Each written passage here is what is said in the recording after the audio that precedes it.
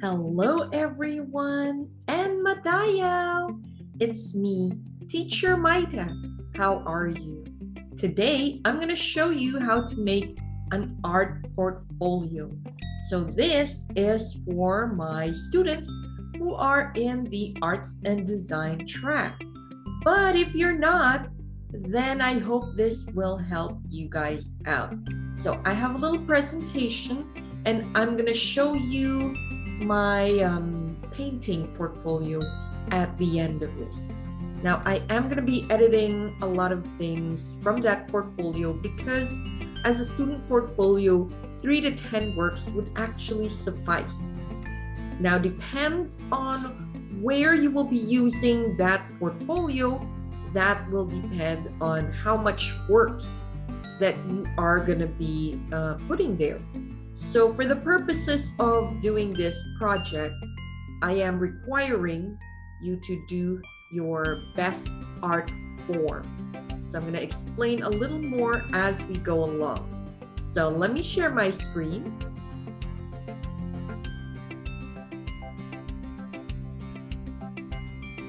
Alrighty, let's start. So this video is about creating portfolios. How to create a professional portfolio even if you're just a student. So for my senior high school students, I hope you're able to use this because a portfolio is very important in the art industry. If you're not a student of arts and design, I hope you're able to use this as well. So I am assuming that you are in high school. If not, if you're in college, well, I just hope you can use this. So this is tailor-fit to the arts and design students. And well, I'm gonna give some samples a little later. I'm gonna give some suggestions and depends on the art styles. Now, I can't cover everything because there's so many types of art styles there, but I will try to cover the basics. I'll try and do my best. So by definition, a portfolio is a collection of best works and accomplishments. It's used to evaluate and assess a student or potential hiree. Let's say you're applying to college. Usually art colleges will ask to see your portfolio. And if you want to go inside a company, they want to see your portfolio because they want to see if you are a good fit for their company or not, or if you have the skills that they're looking for. Because why would you give, let's say, you show them a portfolio of your photography skills, but they're actually looking for a digital artist. So we're going to be talking more into that a little later. So what determines a good portfolio? So guys, keep this in mind because this will really help this. All right. So it shows your product and your process. So please take note, product and process. Next, it tells a story and it tells your passion. We're going to have to feel your passion. There's a story behind it. We want to see it. Then it demonstrates your skills and your knowledge. So these 3 things make a good portfolio. So what do you put in a portfolio? So these things will apply to most portfolios, if not all of your portfolios. First, it's gonna have an amazing eye-catching cover. One look says it all. So when someone sees your portfolio, especially if it's printed, when they see it, they're like, oh, I gotta see this. But your cover, by the way, has to match what's inside. So you have to find that right balance. It's gonna be tricky, but you can do it. My tip is to get as simple as you can because simplicity has its own impact. Next, your resume. Your curriculum vitae is everything. It will tell us or your potential client or your potential art school where you're coming from, what are your achievements, what are your education status, what are your skills. So it's going to state that. Then you need a table of content. It lets everyone know what's inside the book or what's inside your portfolio. It's going to have an about me and contact details. So a paragraph form is good. Maybe 1 or 2 paragraphs about you, that's fine. Then you need to know how, or your clients or whoever's going to view your portfolio needs to know how to contact you. So you have your social media pages, maybe you have your email. Email is number 1 important, and it has to be your primary email, or at least you always check that email. Then of course the best works. So this is the meat of your portfolio. So the best is 3 to 10 works. That's a good number. 3 to 10. If you have very dramatic 3 best, leave it at 3. But if you feel like you can't show your full potential without showing a lot of works, stick to 10. Don't go beyond that. More than that, you'll drown out your potential clients. So if you're not able to show your best at 10, maybe those aren't your best. All right, so don't just put a mishmash of things. Here are some of the things that, well, mishmash of stuff. I don't want to see your old works and stuff just because you like it. You're going to put it here because it has potential. You're going to put it in the portfolio because that is your aim. Usually portfolios serve a purpose. So for me, as an artist who practice different art forms, I usually have a portfolio for each. I have a portfolio for my millinery works, hats. I have a portfolio for my pet stuff. I have a portfolio for my costumes, and I have a portfolio for my painting. And I also have a portfolio for my covers, my book covers. So, as I said, the best works are 3 to 10 only. You need to know how to assess your work. I've taught in Creative Industry 1 and Creative Industry 2 the value of self-assessment, the value of evaluating art. Now it's time to apply that here. You're going to evaluate your own artwork, whatever your artwork or your chosen art form is. You're going to evaluate it and see if they all are at par with what you want to show. They should be the best, and they should fit a specific theme, at least the theme, or you can group them together as a theme. If you really want to show your best, usually your best would fit into a certain type. So if there's an odd one out, perhaps you could save it for a different portfolio. Now, when you are showcasing yourself as an artist, you can't just put a mishmash of everything. It really doesn't work that way. So if you're practicing multiple art forms, you're going to have to make one for each. But for the purposes of my class, I'm only requiring one art form. So if you are into compositions, like music compositions, but you also do film and you also paint, I suggest you do separate for each. Unless you have a film which uses your music and uses your painting, so that might work. But those will all fall under videos. So don't put a mishmash of stuff. Choose one art form. All right, look at this. It's like a mishmash of stuff. Which one's the odd one out? A sculpture. So you can't, as much as you'd like to put a lot of artworks, you want to show your potential client or art school what you can do. It's really hard to do it this way. You're really going to have to choose one art form. So if you're doing sculptures, you're going to have to make another portfolio just for sculptures. Now, if you have like different themes here, so we have things that are kind of different. Some can be cubistic, but some are splatter work, but all of them are under abstract. So what you can do is you can group them together by page or group them together by chapters. So it's nice to choose one central theme for your one art form. Okay. So treat this professionally. Yes, it is a student portfolio, but you can build on this. Use it to apply in college or to apply for work. So you have to have a base. You have to start somewhere. This is your starting point. I've started my first portfolio when I was in college because I didn't have any of this in high school because there wasn't any senior high yet.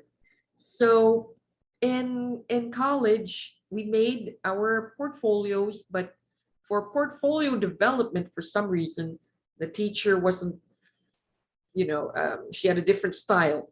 She was the type who's, fit everything as much as you can in your portfolio type. So, yeah. I learned that lesson when I was starting to apply to works. Some people get impressed by, wow, you do a lot of stuff, but some people aren't. They'll look through what's relevant and that's what they look. So you're gonna have to tailor fit your artwork. So what you can do is you can make one master portfolio which has everything you want. And then when you apply to specific places, you're gonna have to do a little research. You're gonna have to find out what type of things are they looking for, what type of fit. I mean, if you're going into an architectural field, you most likely will need to show an architectural portfolio.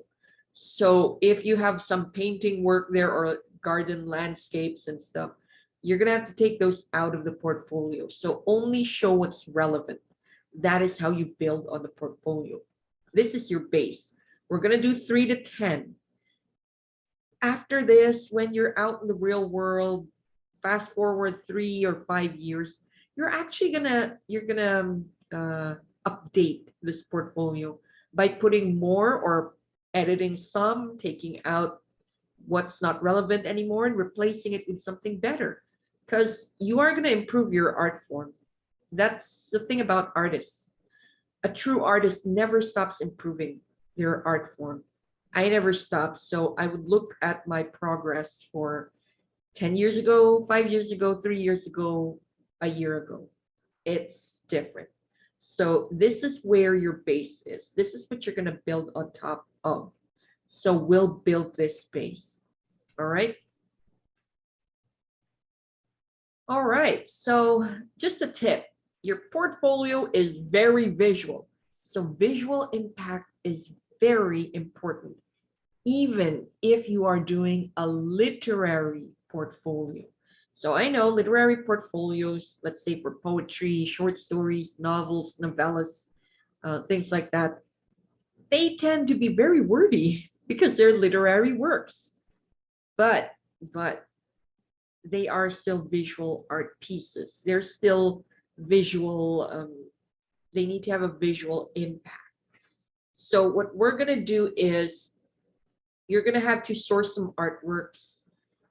It is a bonus if you can do photography. It's a bonus if you can paint, sketch. So that's a bonus. But if you can't, that's okay. You can use sites like Canva, or you can get pictures from Pixabay to make your portfolio visually appealing. So I'm going to show you some samples, and then after some of these suggested samples, I'm going to show you my painting portfolio.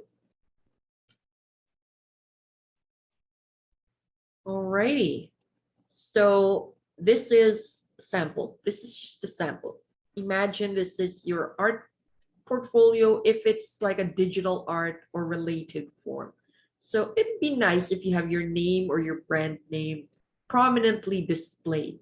Then your cover should say it all. So it should have, let's say your digital artwork you want to put there. It's nice to put mock-ups too, especially if you are entering like a field of mobile development, mobile games, tablets, things like that. So if you can put mockups, which you can do that by the way using Canva, Photoshop, and the like. So if you know a little bit of editing, if you don't know how to photo edit yet, if you don't, you can use Canva. See, I've used Canva with this. I didn't need to do any hard editing. I've just dragged and dropped things. All right, so put your best work. So you have your best work, you can classify them together in one page, or you can put one per page. So it'll be up to you how you want to do your layout. You want to get creative and have different layouts per page. Let's see how that works, of course. You will be judged according to your layout as well. So a layout that doesn't flow will actually bring down your portfolio. So the best way to do this is if you feel like my skills just aren't at par, my skills just suck, I just can't do layouts. So when I was starting to do book layouts and stuff, I really suck. I'm gonna admit that. When I started like 4 or 5 years ago doing my own layout, I sucked and I was like crying. What am I going to do? This really sucks. You know what I did? I used templates. There wasn't any Canva back then, but I went on YouTube, on blogs. I tried to learn as much as I can, tried to put it into practice. And some of those YouTube channels and blogs actually give free template that you can build on. And those are what I downloaded. And then I tweaked them over the years until I found my mix, my right mix of template. So that's what you can do. And then Canva came out a little bit after that, which made life so simpler. And Canva keeps updating. By the way, this is not sponsored by Canva, but it's just that I use it a lot. My students use it a lot. So I'm encouraging to use it as well. There are some pre-made templates. If you don't like to use this application, there are others which are similar. Choose a template that they've already made because they've already studied it. What you do now is you edit it according to how you want it. Edit it according to how you want to show, you want to present things, make it your own, but the basic is already there. It's already centered, it's already here, cut there. All you have to do is drag and drop your artworks and put title, caption, and description. So it's also nice to, by the way, put your process. Example, if you are sketching things, or maybe you can screenshot while you're doing some work on your computer, or maybe you can ask a friend, your parents, somebody at the house to take a photo of you while you're working. So those are good things to put here. Those are things that will humanize your work, make it interesting, and show your clients or show whoever you want to show your portfolio that, look, this is me doing my artwork. I really did this. See, this is my process. So let them know how you did it. Now, sometimes it kind of tends to get fun to show, your process and stuff. I would suggest that you put the rest of it in your social media channel and then just have a link. All right, so let's move on to the next. What about, let's say, movies or video types of media? You want a portfolio for that. I would suggest that all artists carry around a print-ready portfolio. What do I mean by print-ready portfolio? Yes, you don't have to print it. It would be nice if you print it, but print-ready portfolios are digital copies of something that's ready to print. It's in book format. It's the real thing. It looks like a magazine. It's ready to print. Why is that so? For one thing, it's easy to send it. And another thing is it's very professional this way. Some people will opt, especially now, to have a website portfolio. But the thing about website portfolio is currently they're still not viewed as very professional. Not yet. I mean, it is nice to have that. People will still look at them, but always have a print-ready portfolio with you. If you want to do both and link them up together, that's great. That will actually work. But always have a print-ready portfolio on your phone. Make sure to have it always on your phone so that you are ready to share it anytime. I know it's so easy to email it from your phone and send it to your potential client anytime they ask for it. So, all right, let's talk about like video types, movies, any portfolio that will use video style. So, take a screenshot. It would be great.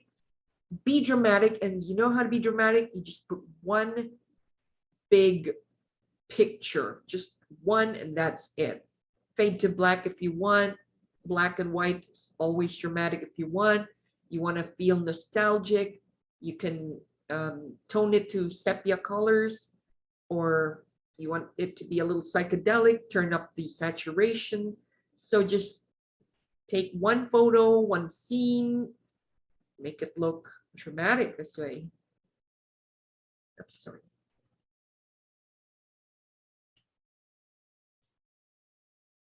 Then you can put screenshots of the film that you artfully arrange that would tell a story.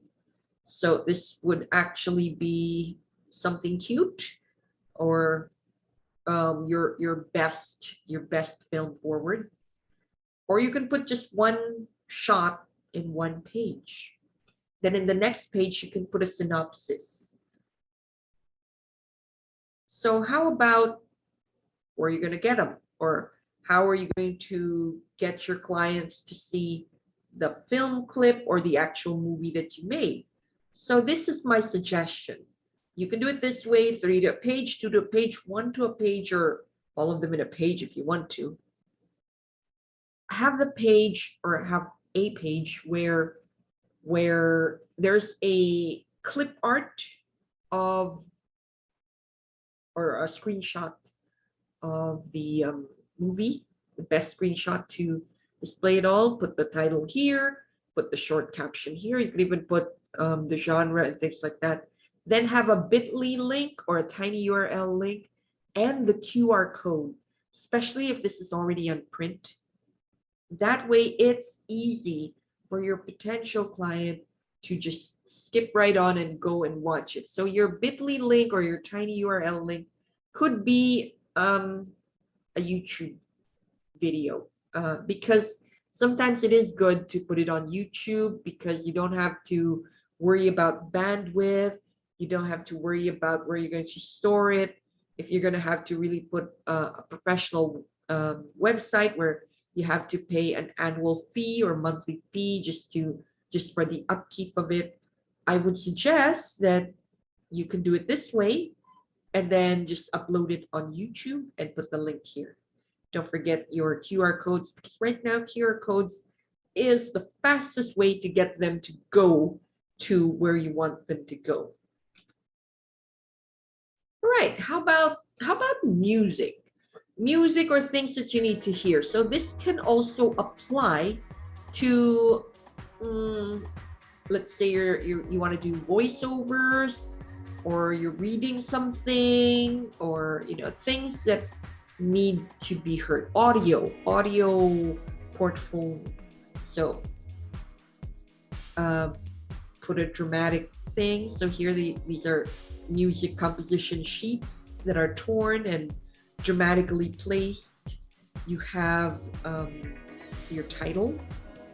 You can give a title to your portfolio, and then let's say this is composition. So compositions of Jane Suminona.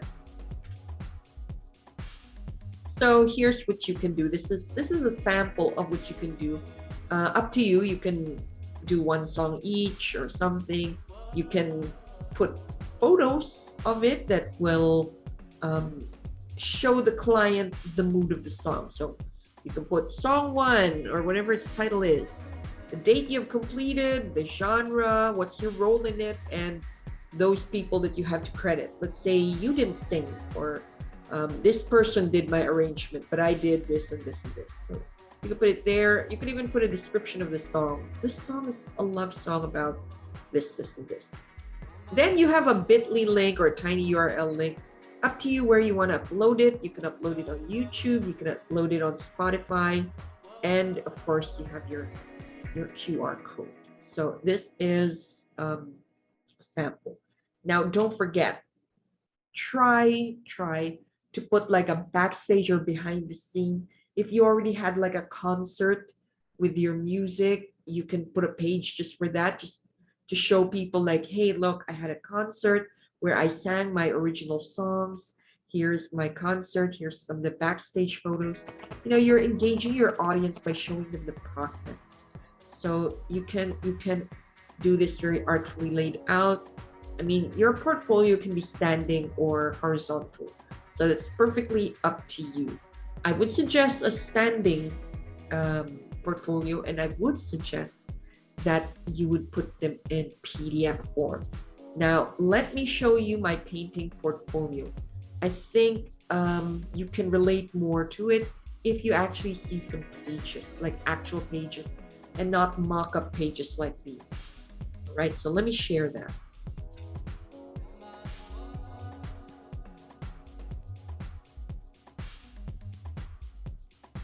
Alrighty, so welcome to my portfolio. So this is my portfolio, my painting portfolio. So these are concept and art by me. I put where they are exhibited. So they are found in my virtual exhibits website, Gallery 1. So for this photo, this is a photo, a close-up of one of the paintings. It is a close-up of it, so I've chosen this one to be my front cover. So if you can notice, I tried to go as simple as I can, just one photo, that's it. So this would be up to you to do, because there are some which can tastefully do a collage of their work. As I said, it's all up to you, but if you have a hard time executing that, be as simple as you can.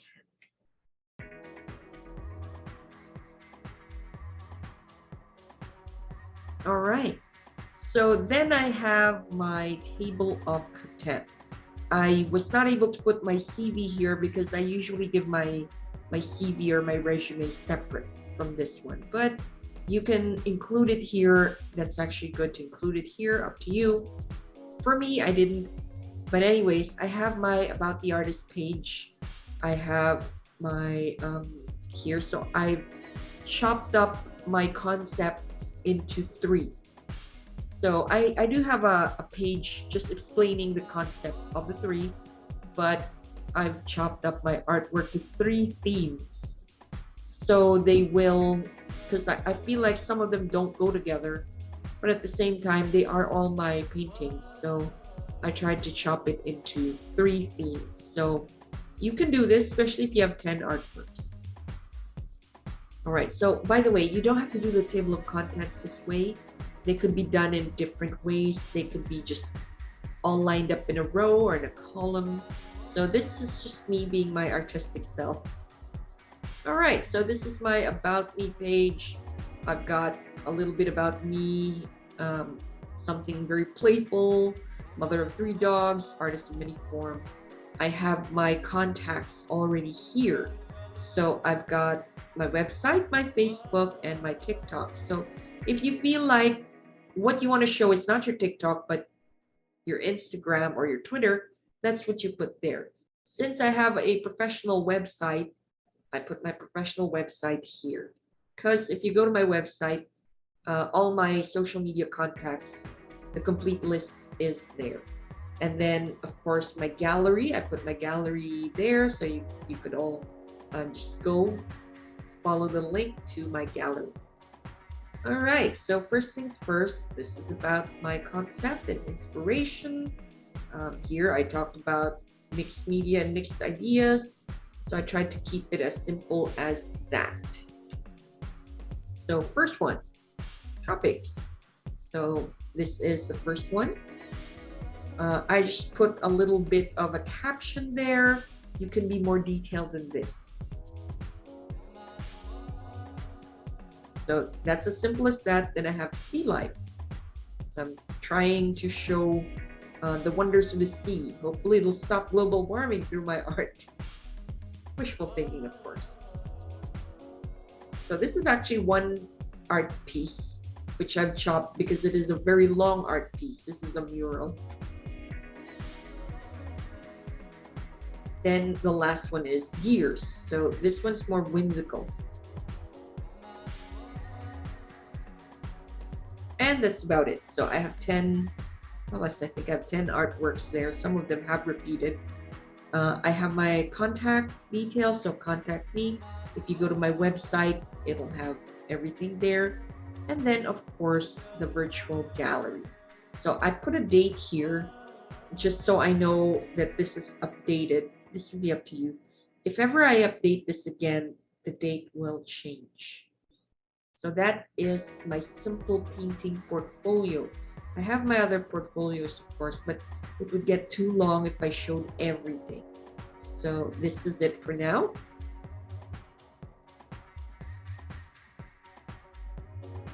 I hope you guys enjoyed that, learned something from that.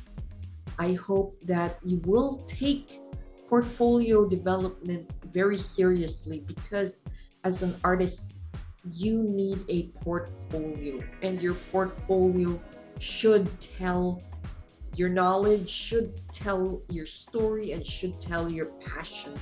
We should see all that in your 3 to 10 works. So this artwork, this portfolio that we're doing is what we're going to be building upon. You will build on this. So a year from now, you're going to update it. 3 years from now, you're going to try to compare it. So when you update your portfolio, I do suggest that you keep a copy. I keep losing my copy. I don't know why. When my computer crashes, it takes my portfolio with it, which makes me have to build a new one. Those that I did save, I try to look at them and try not to cringe. You know, once you're doing them, you feel like, yes, this is the greatest artwork ever. Look at what I can achieve. 5, 10 years down the line, you get this cringy feeling. What was I thinking? But that's how we grow as artists. Right now, that's your best, but you will improve. You're not going to stop there. And actually, your portfolio will tell you that.